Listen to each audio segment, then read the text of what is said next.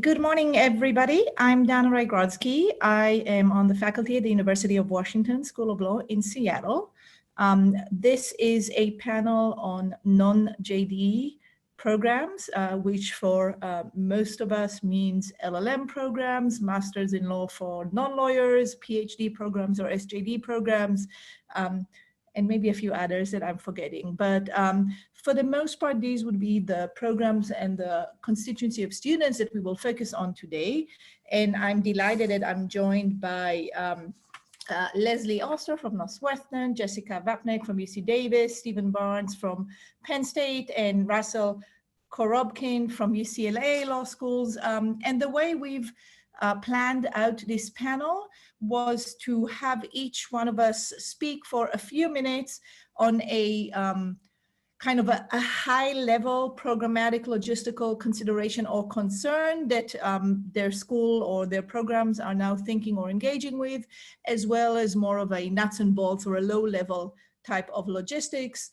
We recognize that there's probably much more questions and things that we are all still I don't want to say struggling with, but let's say contemplating.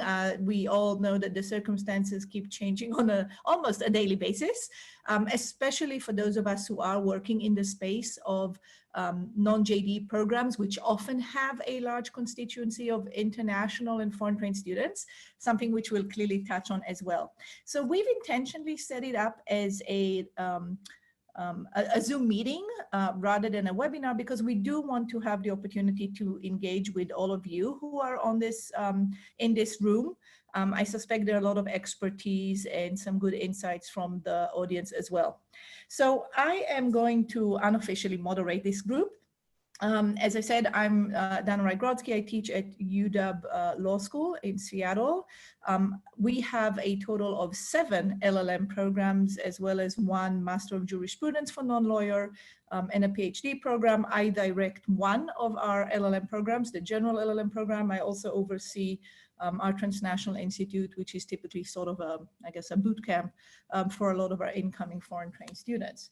I'm going to introduce very briefly each of our panelists as we go. And fellow speakers, please excuse me for being very brief. We only have an hour, so I want to make sure we do actually get to our comments.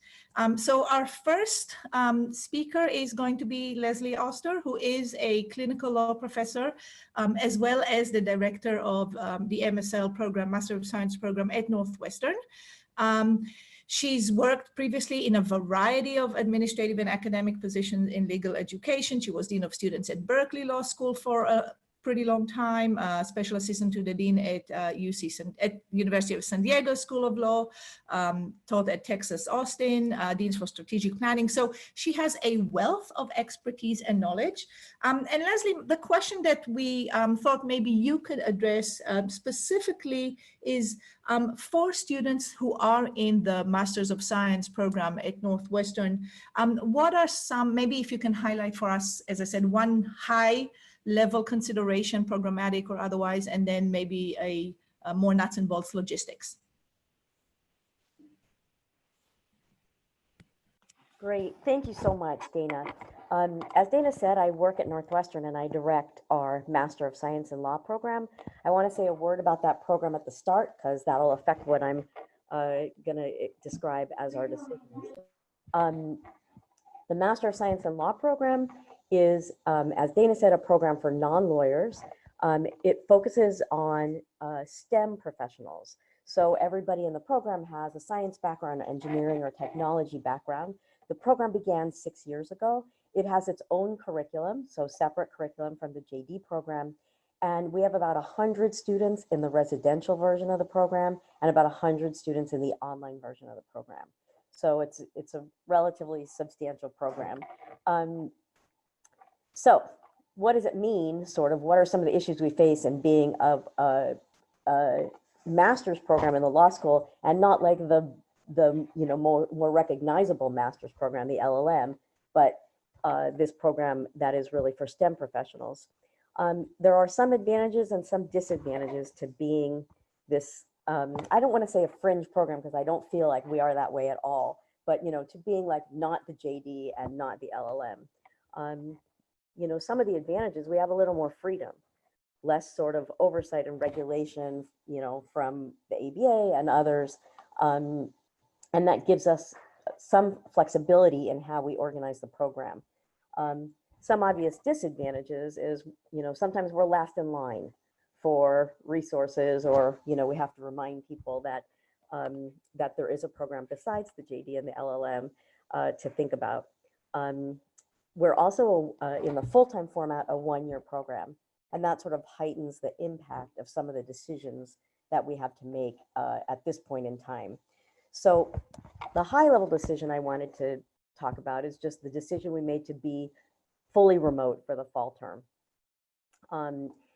There were a number of reasons why we made that decision. One of them was just to try to get a sense of certainty fairly early on. We knew that there were a lot of variables and a lot of issues, and that the JD and LLM programs were working through a lot of those issues. And we felt that if we also were in line to be figuring out whether we were going to be in the building and what those constraints might be, that it would push our decision making back, just too far back for us. So for the sake of having certainty, allowing us to plan, to give notice to our students, we did what we could do at the time, which is to sort of agree to be, or request and agree to be, fully remote. We potentially gave up something by doing that, the ability to have something on the ground, but we felt that gaining certainty was really worth it. So we made a decision, and then we worked hard to sort of get notice out to students and get it implemented. We were cognizant all along of the building limitations. And once we started listening to the discussions about social distancing, use of bathrooms, restrictions on what direction people could walk in the hallways, you know, restrictions on students getting together in the atrium for a meeting, we just realized that the building limitations were going to be hard enough for the JD and the LLM programs to sort through, and that we kind of just short-circuited that process and decided to be remote. The main reason I think that we decided to be remote for the fall is that we felt we had the best chance of remaining true to our developing identity as a program. And so we've been in existence for 6 years. Our online version has been in existence for 2 years. And we are developing an identity. And unlike the JD, I think we can't really afford to have like a completely off and crazy year. So sort of taking control of the situation and allowing us to start making decisions and planning to try to hang on to this identity that we are developing was an important part of our decision making in why to go remote and when we went remote.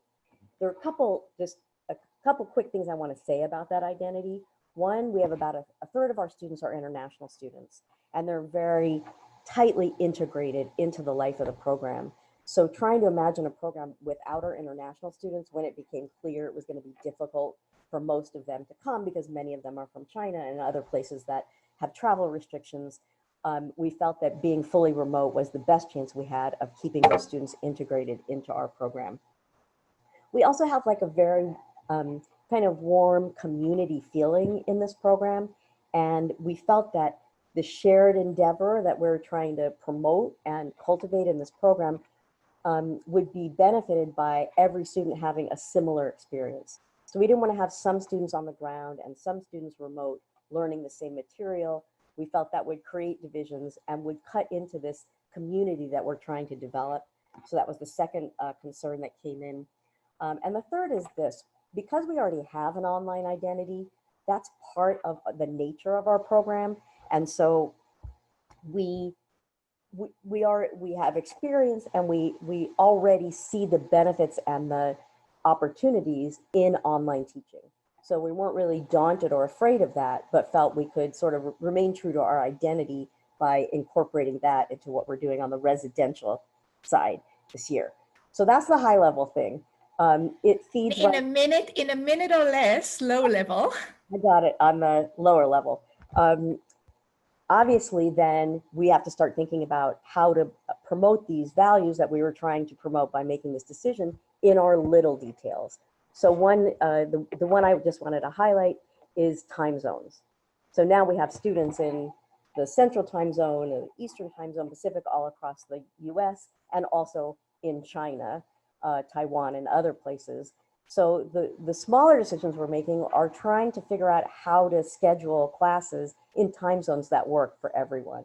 And so while we'll be asking everyone to make some sacrifices in doing classes at times that they don't necessarily want to, we'll be holding most of our classes in the morning and in the evenings. And then during the day when you might normally have classes, that's when we'll be doing programming and students will be doing their studying. So those are the high level and the lower level. Thank you. Thank you so much, Leslie. We are going to transition into Q&A at the end, but of course, if people feel, I see many of the colleagues with whom I've been on various conversations in this room. So if people want to drop questions or comments in the chat, that's perfectly fine. We are going to switch to Jessica Batnack, who, as I said, hails from, I don't know, physically, no, none of us hails these days, from UC Davis, where she's not only a lecturer, but also the Associate Director of Global Programs, as well as the Director of their MSL program. She has significant global reaching expertise, working with the UN, working on various rule of law and policy projects. She's lived in Africa and in many various places, and in many other places around the world. And she is also going to talk to us about non-lawyer programs for non-lawyers, but focusing on some other aspects, maybe a little bit more on programmatic and curricular aspects. Jessica?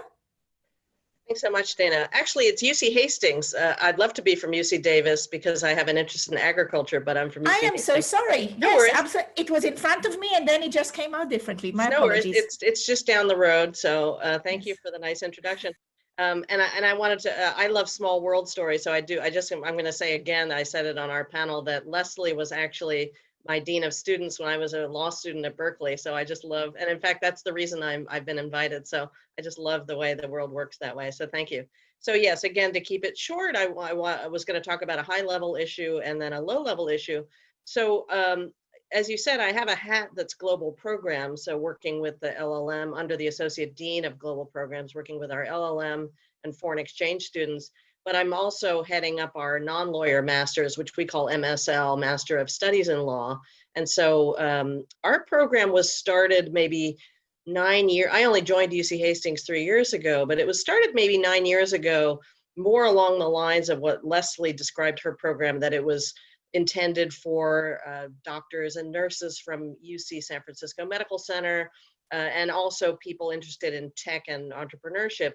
And then over the years, it kind of shifted because we had so many different people applying. And so it's much more now a general degree where people can specialize. It's because you have people who are in HR, we have a chaplain who's getting the degree. We had someone with a PhD in finance. So just different people with different interests. So it's a challenge logistically and curricularly to have a program that can be all things to all people, but we do our best. So the high level issue that we're having to handle was how to provide our foundational classes in this new reality. And the solution that we came up with was that we had, as our program was growing, we had decided to move the true foundational class, the introduction to law, let's say the introduction to the legal system. We had decided to move that to be only for the non-lawyer masters, and we decided to make it purely online. And so not synchronous, but really online, as in you log on at your convenience and you do it. It's modular week by week. We don't have very many of those classes. I think we only have maybe 3 of those in the curriculum. And so this was going to be one of them. Whereas previously the class had been in person and it had been combined with the LLM students. And so what happened was when the pandemic came, we said, you know what, let's hold off, even though we got curriculum committee and faculty approval to launch this new class and have our non-lawyer masters. Let's offer both. And so that will give all our students as many options as possible.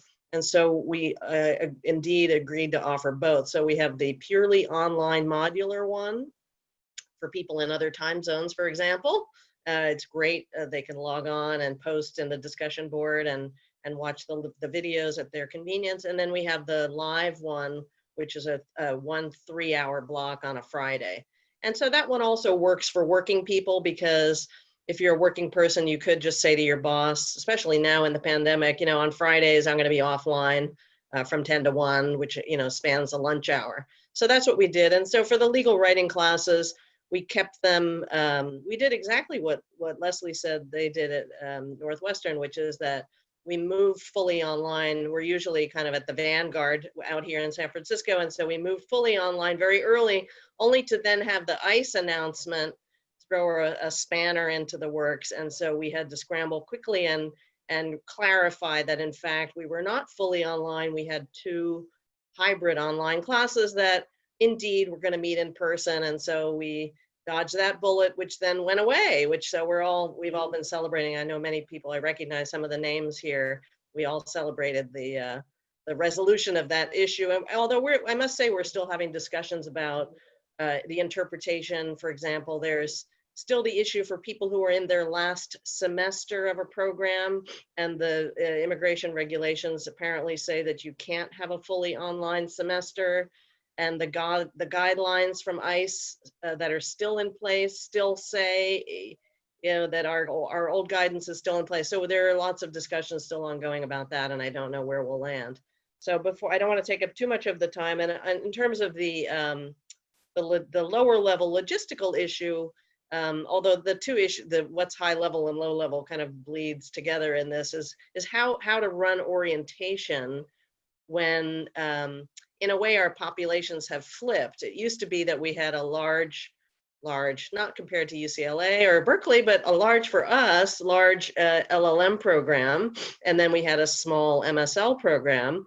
And so, you know, we would combine them, and the MSLs were, you know, in the minority, and we tried really hard. We kept trying and improving to make sure everybody felt welcome and everybody felt equally important. So now this year we have the flipped situation where, because most of our LLM students can't get visas, we're left with only the LLMs who are already in the country. And so they're the tiny minority, and the MSLs are now in the majority. And so it does require some thinking through about how to run sessions and how to make everybody feel equally validated. And that's it. So thank you very much again, Dana. Thank you so much, Jessica. And you actually helped transition us to the next segment.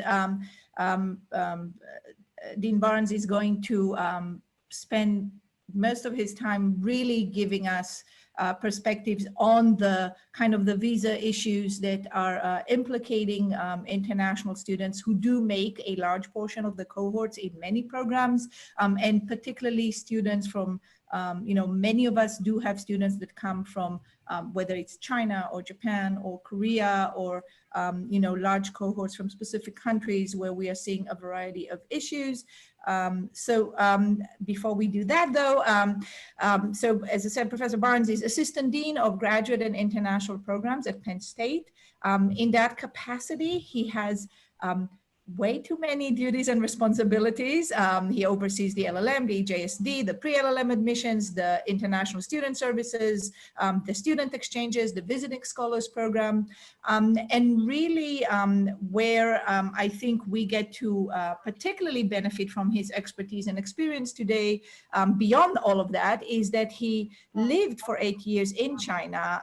He's an honorary professor at CUPL, at China University of Political Science in Beijing. He was a visiting professor at other Chinese law schools, and he's been tracking very closely everything that's been going on there with the embassies and with the various immigration regulations. So Stephen, floor is yours. Okay, thanks Dana for volunteering to convene this forum. And I also want to thank Crystal and Spencer for making this all happen. It's nice for me to revisit virtually my home state of Utah, where I was born and raised, where I learned to ski. So anyway, let me just give you the context of Penn State. On June 15th, the president announced that we were going to go all in-person instruction in some form, which will also be hybrid.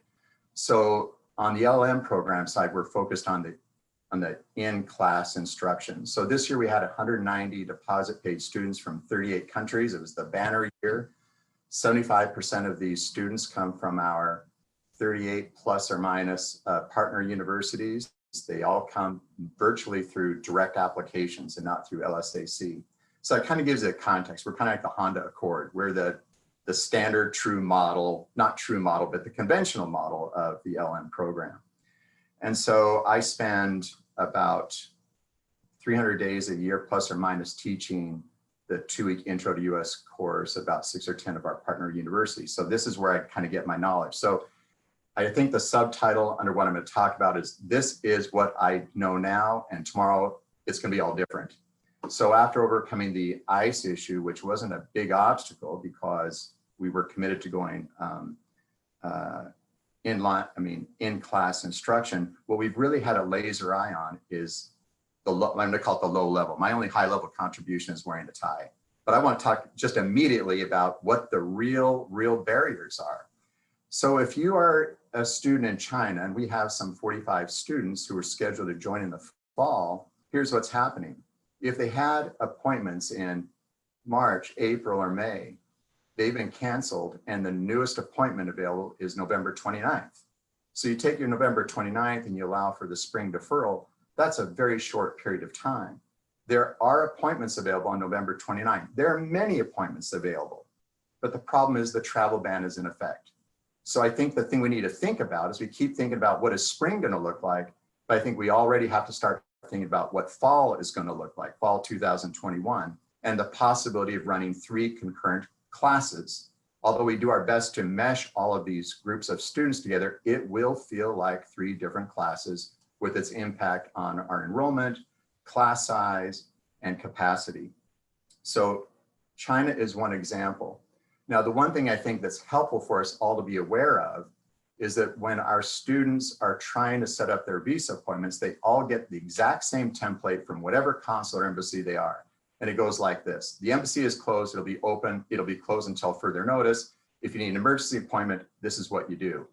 So we've had some students who have successfully been able to plead their case for an emergency appointment if the embassy is open, or if the consulate is open, and if the date of enrollment is within 60 days.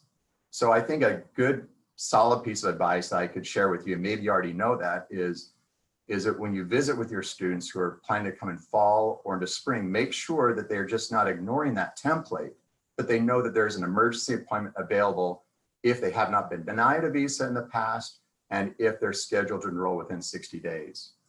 Elsewhere, it's kind of bleak. I mean, India, there's still lockdowns in Mumbai and Delhi. So even if you had that I-20, you're not going to be able to make an appointment. Colombia, I mean, much of Latin America, in fact, all of the embassies are closed with the exception of Mexico City. So if you have students from Mexico, their best option now is to get an emergency appointment. But elsewhere in Central Asia, Indonesia, everywhere else, the reality is that students with an I-20 in hand do not have the ability to make an appointment. And we're dealing with the mobility issue. For example, in the case of India, there's only 18 US flights. 18 US flights. They're going to cover the period of July 18th to August 1. And that's largely for humanitarian purposes. So I just want, when we talk about all these contingencies and everything else, I think we really have to be sometimes in the weeds and deal with the real obstacles, which are the embassy interviews, if the embassies are open, if an emergency interview is available, and then finally, and most importantly, what are the travel restrictions? So that's about all that I had to add. It's not, but there's students who are successful. We had a student in Tunisia who was able to get that emergency appointment for July 15th. But I think the most important thing I can share is make sure that our students are aware of that emergency appointment possibility if they're within 60 days of enrollment. That's all I have to add.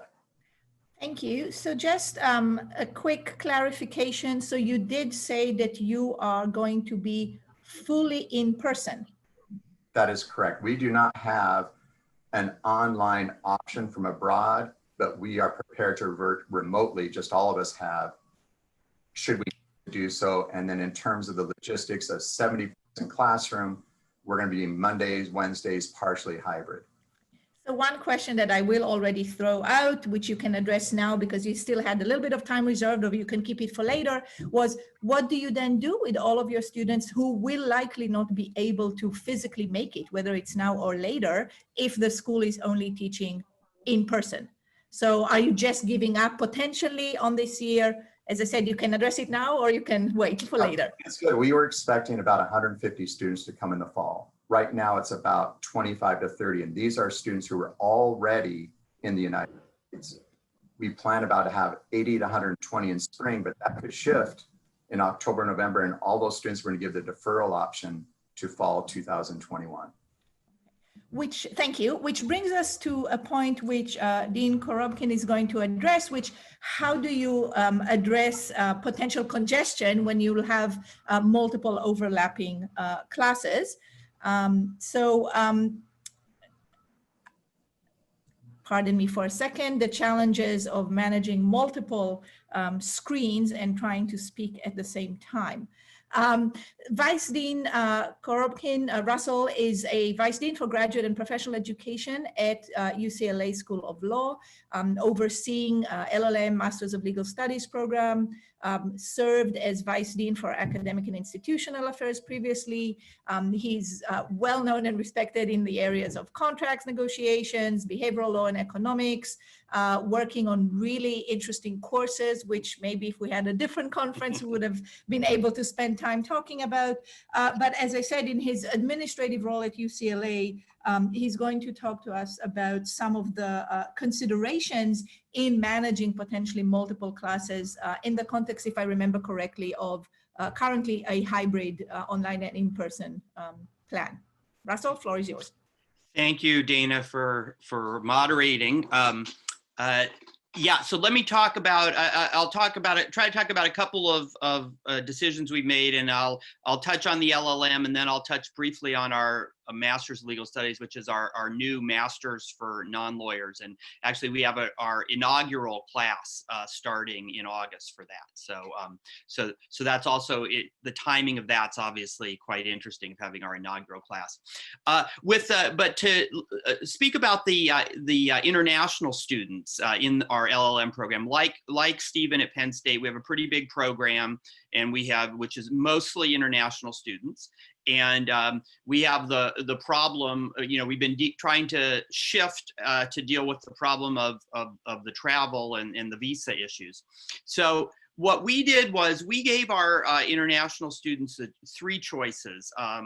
They could start their program in August and be totally online. So as a side note, important background here is UCLA made an announcement university-wide that they guaranteed any student would have a way to participate in making progress towards their degree fully remotely if necessary. So we have the obligation of making remote available to our students in all of our problems, even though our current plan is to have some in-person and hybrid classes. Most of our classes will be online, and we have to accommodate all our students online if they choose to be online. So we gave our international students the choice of starting in August fully online, but with the understanding that it's a synchronous, all the classes would be synchronous, and they had to attend class. You can't just watch the recording. You have to be there in class. So it's not a great option, obviously, for students in remote time zones.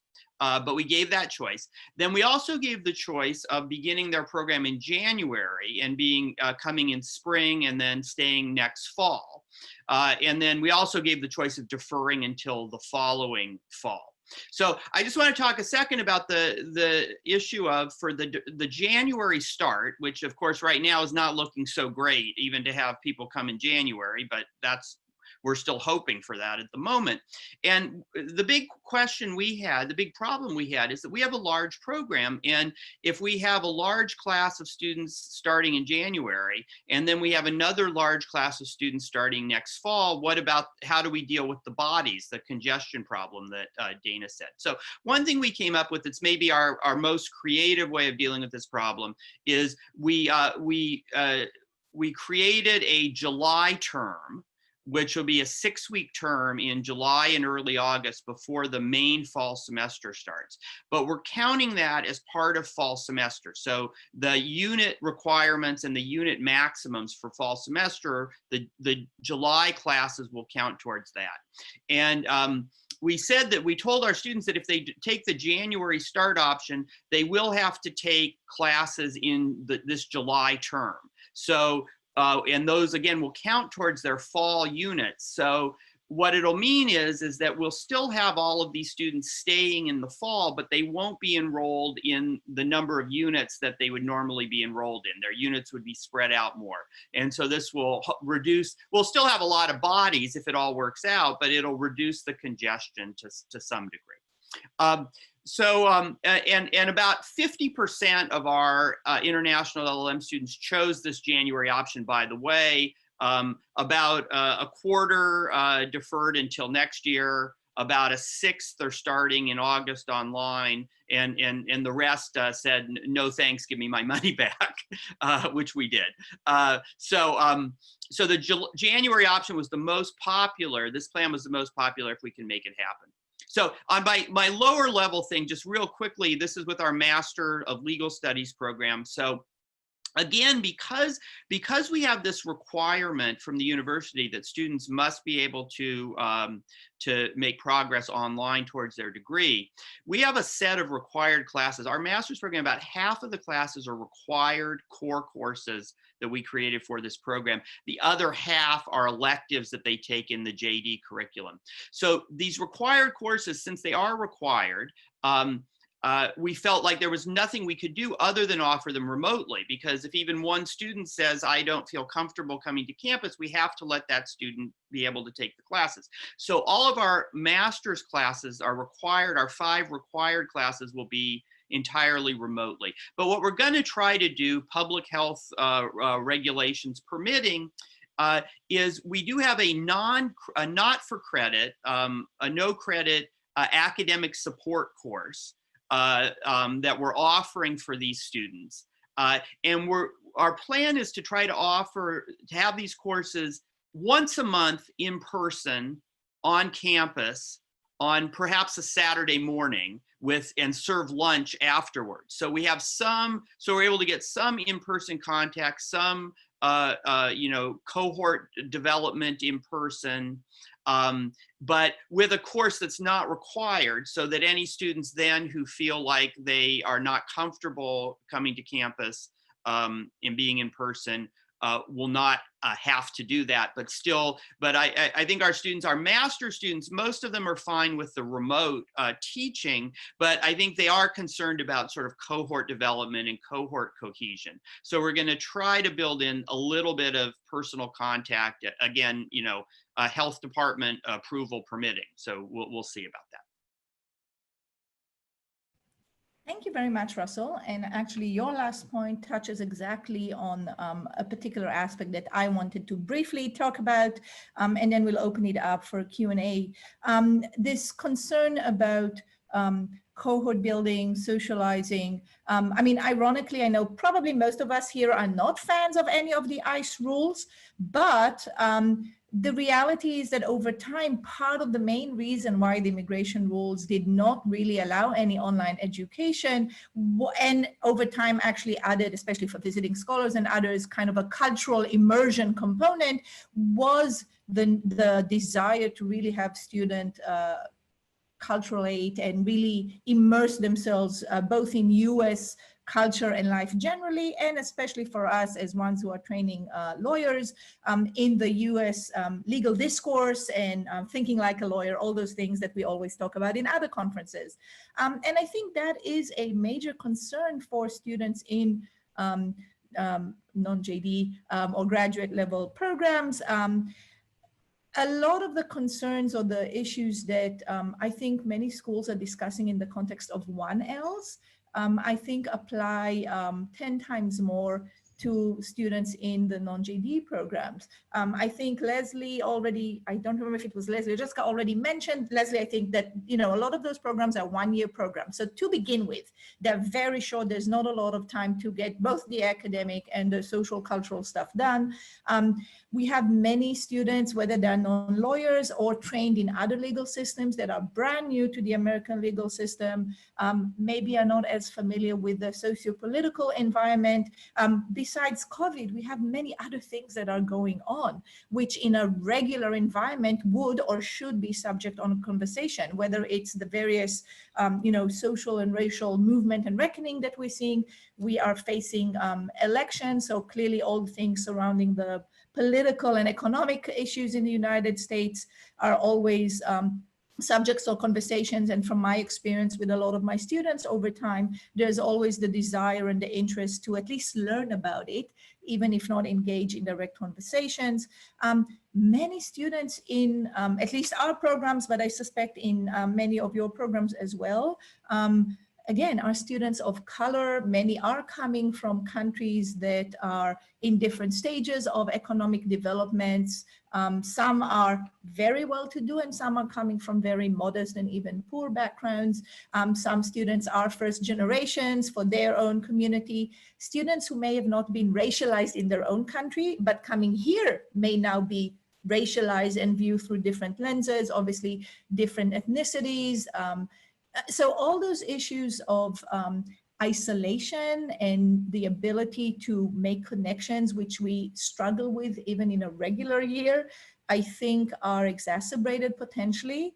So one of the things that we are trying to think about, I'm not going to present it as a decision just yet because I'm not sure we made it, but is really thinking about those opportunities to socialize, to have some cohort building outside of the academic setting. I really like Russell's idea about doing some sort of a academic support once a month, you know, voluntary or drop-in, I guess.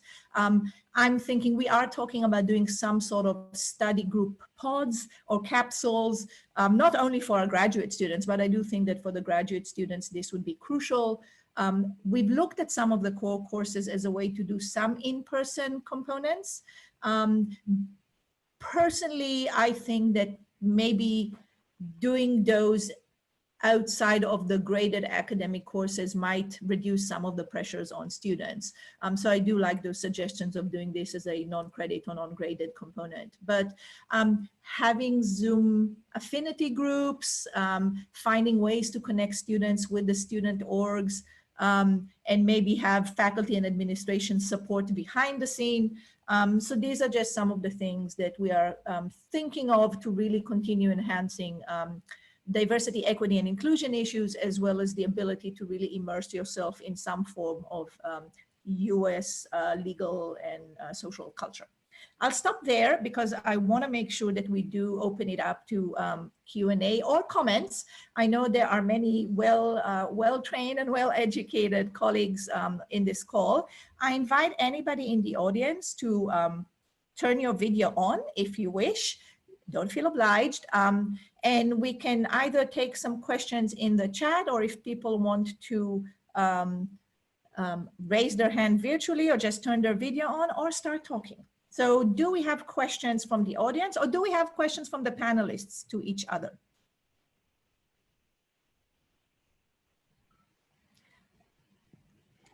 I have a question. Is that all right, Dana? Yes, yes, for sure. Great. I want to think of for a minute about the spring. And I know that, you know, we all have hopes about what happens in the spring. But what are people really thinking about what's going to happen in the spring? And then you know, what do we do based on those predictions? I mean, I'll say this, I'll start. We said we were going to be all online remote in the fall, but we said to everybody, we expect to be back in the spring. I know one issue we're going to have is people who decide not to move to Chicago in the fall because we're remote. And then when the spring comes, for whatever reason, they can't move to Chicago. So if we, you know, this idea of, oh, we're going to be remote in the fall, and then we'll probably be all back in the building in the spring, is probably not realistic, but I don't, you know, I don't know really how to think about that or deal with it. So that's my question for the panelists. Unfortunately, I'm not very optimistic. Granted, UW is on a quarter system. So for once, the fact that we start later and finish later may be working in our advantage, but it's a big issue. And to be honest, because we were mentioning the ICE rule that was presumably rescinded, to my understanding, it doesn't apply to new students. So what are we going to do with new students who, will they get a visa? Maybe they get a visa and they are able to physically come, and the school then suddenly says, well, no, but suddenly we can't start back in January or in whenever, right? We have to continue this online module. Many students relocate their families. So I'm not personally that optimistic. I would love for someone in this room to dissuade me from this notion. But I think for us, like UCLA, I mean, the commitment would be to make sure that all students are fully served online for the entire year. We all know that creates a whole host of other issues, whether it's the bar exams, whether it's, you know, OPTs for international students. I mean, I don't want to necessarily go down that lane because I think most people in this room probably are having a lot of angst about those issues already. Other thoughts or questions? I'll just jump in on that. I think the other thing too is that when we see where the students are, if they're in Colombia, if they're in Panama, if they're in Uzbekistan, whatever, those economies are just getting decimated. So that's the other layer, is it's becoming less affordable to come to the United States, even if you have a student visa and even if there's a lifting of the travel restrictions. So I don't want to be the bad news guy, but that's the reality as well. And there are going to have to be some scholarship adjustments if we're willing to do that.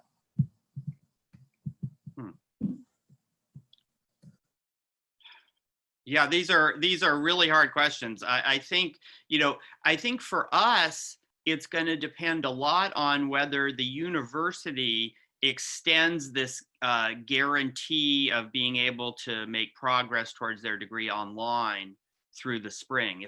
If the university does that, then I think we will have to continue to have at least a large number of classes online, if, you know, in the spring, even if the health situation is better. If that doesn't happen though, and health situation permits in-person classes, then I don't think that we will make the offer of online, because our institution has kind of made as a decision to not try to teach courses where some of the students are in the classroom and others are participating remotely. We decided against that model. So our classes are all either entirely remote or they have some in-person component.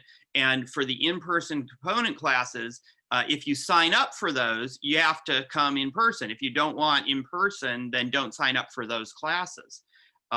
So I think if students can't, if we're back in session in person and students can't get visas, the international students can't get visas, can't get to the United States, I think they're going to have to, I think we're going to lose those students, or they're going to have to defer to the fall, because I don't see how we're going to be able to accommodate those students. For our other side, for our masters, our non-lawyer master students, you know, one of the nice things about this program for us is that the timing of it is about 3/4 of our students in that are part-time, and they're going to continue to work in their occupations while they do the program. And most of those students are fine with it being remote. In fact, a lot of them would probably prefer it to be entirely remote, because it's more convenient for them. We didn't feel like we're sort of staffed and structured to offer that at this point, except you know, on an emergency basis. But I don't see it having much effect on that population.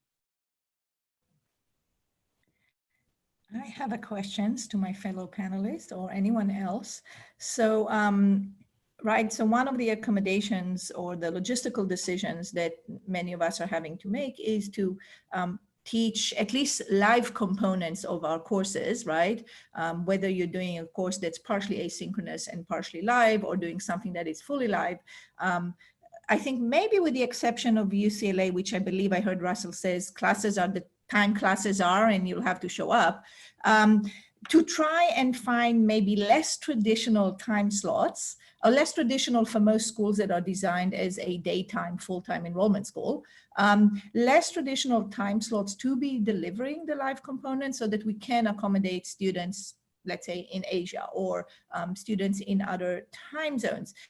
So I'm actually wondering, so that actually necessitates shifting the schedules, which most schools probably planned a while ago, and also having some maybe negotiations with faculty members, especially for courses that serve multiple constituency of students and are not, let's say, LLM or MSL specific. So I'm curious if anyone has received pushback on that, or otherwise find great ways to incentivize colleagues to be doing a Zoom session at 8 p.m., for example. Well, I'll speak to it just briefly. Is that we have done this only for our we've done this for our LLM introductory class, which is an intensive class for 10 days before fall semester starts, and we're running that class starting at about 5 or 5:30 California time. Because that for students in Asia, that's the morning. Right now, we have students, we're pretty geographically diverse, so we have students really all over the world. So it's not going to be great for everybody. That's for sure. But the largest group of students are from Asia. So so we're going with that in, and the two people that teach those introductory courses are lecturers that teach primarily in the LLM program, and they're fine with it. We haven't had any of our latter faculty who normally do not focus on the LLM program, but just have a few LLM students in their classes. We haven't made this kind of request for any of them. Thank you. If anybody else wants to comment, yes, let's just unmute. Perfect. So I mentioned that we've given a lot of thought to these time zones. One of the things we did was I wrote an email out to a lot of our students who have been in the program, a lot of our graduates who are living in different places, and asked them, like, what is the earliest we could offer a course that you think would be reasonable, and what is the latest at night? I got, like, there are certain hours around which everybody coalesced, but of course we can't offer our whole curriculum in those hours. So, I mean, I'm not sure what's worse. If we start a class at 9:30 Chicago time, I don't know if it's worse to be in California and have to come to class at 7:30 a.m. or, to be in China and have to be in class until midnight. And then, students are different, right? So some are saying, oh, in China, I could go till 1 or 2 a.m. That's when I do my best work anyway.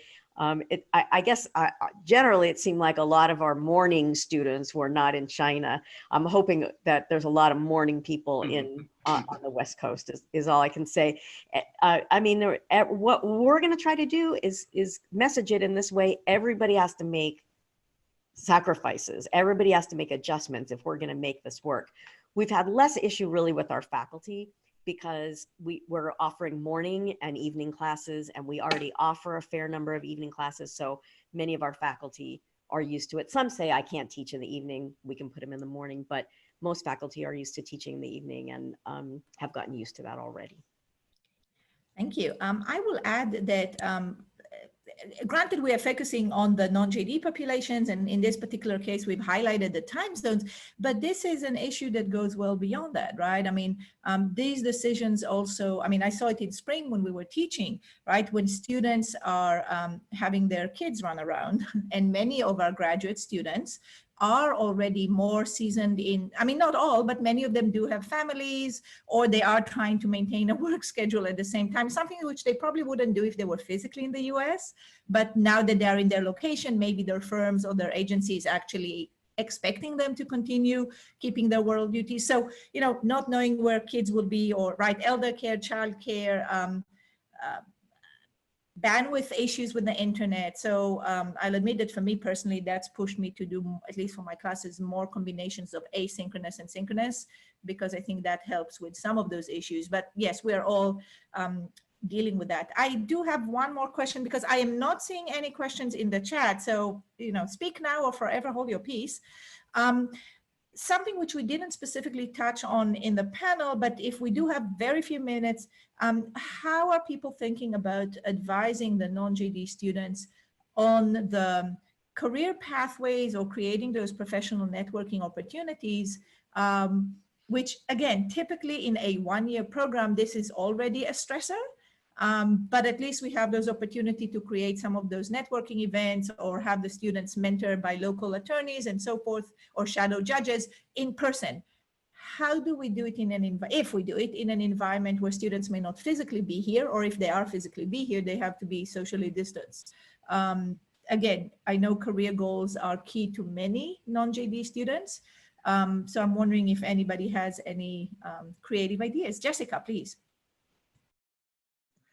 Yeah, that's a great question, Dana. I think you're quite right that for the non-lawyer master's students, especially those who are taking the degree not just to enhance their existing job, but possibly use it to pivot to a new career. I think the fact that they're looking at a year where they might not get those networking opportunities, I think is very upsetting. And so I think we've thought of we haven't actually launched them yet, obviously, since the semester hasn't started, but we're talking through some ideas. One of them is that we always have a kind of welcome to law school, surviving law school session and right at the very beginning in the first 10 days, 2 weeks. And we're going to do that one. We'll do it probably with the LLMs. Then we do a midterm prep session and we do a finals prep session. So those are kind of on the academic side, but it is a chance to get to know the students. I think what we thought about in terms of new creative ideas, given the remote environment, is a lecture series that would be with local, someone at a tech company, someone working at a court, someone working at a data privacy firm, someone working at a healthcare provider, and have that be open to the whole school, so that way the non-lawyer masters also can be rubbing elbows virtually with the JD students. So that's just one of the ideas we've thought of. There are probably others, but that's the main one, the kind of a lecture series that'll be a smaller format that allows for more, once we've all learned how to do breakout rooms on Zoom, I think it gives more opportunities. I know it was a spectacular failure trying to do that on Microsoft Teams. So now that we've shifted to Zoom, I think it'll be easier to do the breakout rooms, which makes it easier for people to get to know each other. Thank you. Anyone else wants to add anything? Yes, please, Stephen. So, I've been in my appointment for 6 years, and I've always been on the cautionary side of telling students that, they're going to take the bar, they're going to be able to pass it within 6 months, and then there's that rare OPT available. And I think in the times that we live in, we have to be especially cautious and not raising expectations. I mean, we just don't know. And I've been in several forums, and not with any of the persons are here on the panel, but in various conferences outside the US. And some of our peers have said, you come to this school, we're going to prepare you for the bar, and 90% of our students get placed. We're not in that time any time. And I think we'll do all of us a favor if we just are on the cautionary side and not raising expectations, because we just don't know.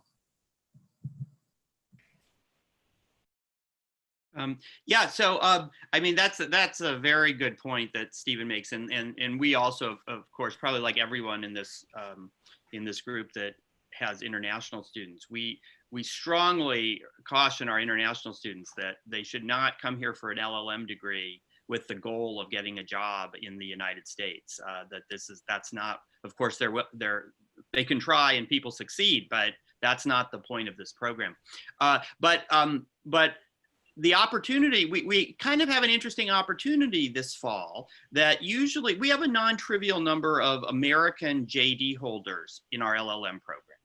And, quite frankly, usually they kind of get ignored, right? Because the international students are the large majority, and they are very high need students compared to the American JD holders by and large. But so this year we're really focusing more attention and more resources on our American JD holders in our LLM program. And one thing we're doing is we're going to have a weekly a weekly networking event where we invite alums in different fields to come, and maybe they'll say a few brief words, but then we'll use Zoom to do breakout rooms where students can talk in small groups with some alums in different fields, and kind of try to network with lawyers and also with other students in as best we can in the Zoom environment. Well, thank you. Yes, very quickly, Leslie, so that people have a break to stretch. In the spring, we went online very quickly. This feels different because we have time to plan, but for lack of time to plan in the spring, we just continued with all the things that we had planned. So whether that's one-on-one career counseling, career panels, we have a thing called Industry Associates Night. We did everything we had planned because we were frantic about the students feeling shortchanged, and we just did them on Zoom.